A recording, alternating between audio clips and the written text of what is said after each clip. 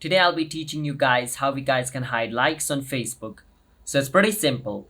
First you want to click on menu at the bottom. And then over here at the top you can see the little setting icon. Click on it. From over here scroll a bit down and right below newsfeed you can see the option called reaction preferences. Click on them. Now we have two options. So the first option says on post from other. So if I turn this option on, then other posts like will be hidden, which means if there's any post or any thing shared on my on my Facebook feed, I'm not going to be able to see how many people has liked on the other people's post, video, reel, doesn't matter whatever it is. But if I want to hide likes on my post or like the photos, videos, the things which I post, I need to turn this on where it says on your post. If this is turned on, then my post like will be hidden just like this.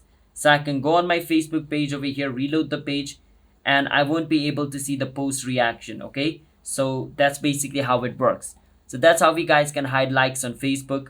So if you guys found our video helpful, then hit the subscribe to our channel. Want to step for future videos like this. I'll see you guys next time.